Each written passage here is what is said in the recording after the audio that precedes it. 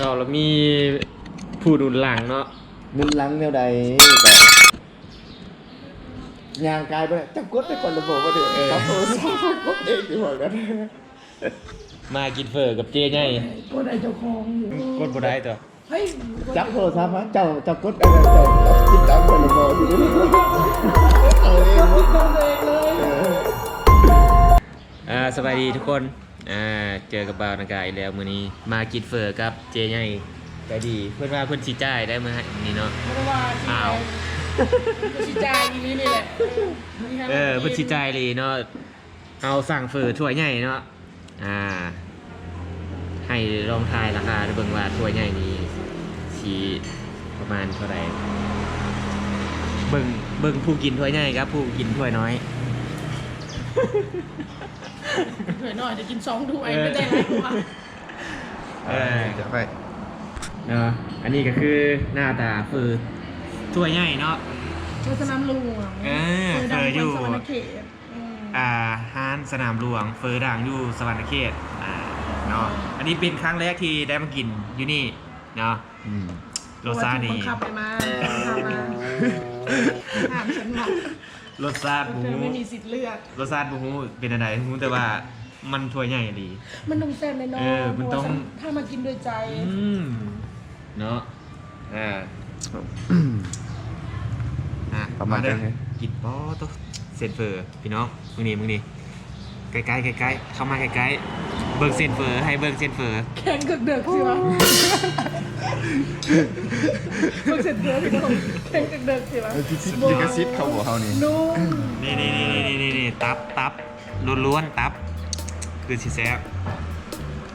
ปรุงก่อนดิบ่วง ชิมก่อนกินก่อนบอกคุณแซ่บแล้วคุณ บ่วงสุดยอด บวง เบิ้งจับดี บวง เอาใหม่จะมี บวง เอาบวงว้าวหยกสวยโลด ๆ นี่กระสุดก่อนแล้วเนาะ รสชาติสุดยอดใช่ป่ะ ยอด ขออันนี้ก็ได้ อันนี้ต้องมือโตดีนะ เติม พอดีแล้ว ขอเติมน้ำปลาได้ไหม เพื่อนเดียวนั่งเลยครับ ดื่มนะน้ำมันดื่มนะ กาแฟนมโอวันตินไตโอตะเลียงใส่บนอื่นบริกินในไตโอมีจะมาส่วนในเขตอยากไปกินไตโอ เอาเตโอใส่ เนี่ยแต่โอเป็นไร บ่นี่ไตเลียงมีแต่ซาไตโอเป็นคนกำลังเรียน มาได้พี่น้อง กูอยู่เด็กน้อย นี้ ไม่เป็นไร คือว่าเป็นโอกาสดีที่สุดในโลกเลยเนาะ3พี่น้องได้มาเจอกันเนาะ วนเวียนมาปกครอง สามพี่ ใน น้องปองไป หน้าสถานที่แห่งหนึ่งก็คือร้านเฟอร์ สนามหลวง สนามหลวงเนาะ ส่วนในเขต ให้เบิ่งราคา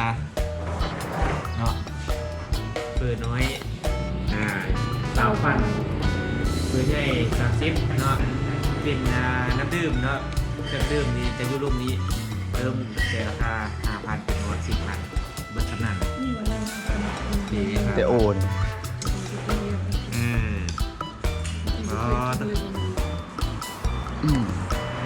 ถ้าผู้ใดหิวมา อยู่หน้าคือเก่าก็คือเมย์ที่แม่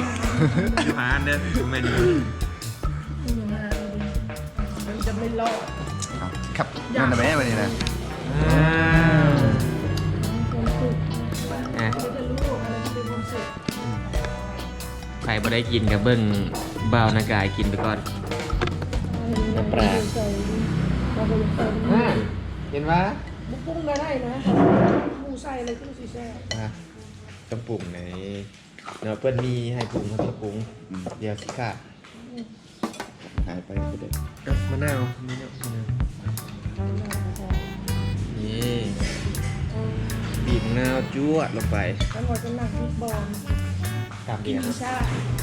ว่าอยู่เจ๊ง่ายดีแล้วว่ากินตามกันเพราะเนาะกูนึงกินมือซ้ายกูนึงกินมือขวาเดินเจ๊ สบายดีโอ้ยยังลายแดกลูกเดียวมหาแดกนี่แหละมหาแดกนี่ แซ่บที่ใด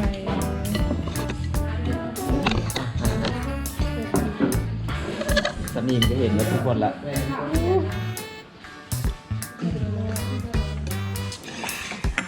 ผักสุดคุยกับปี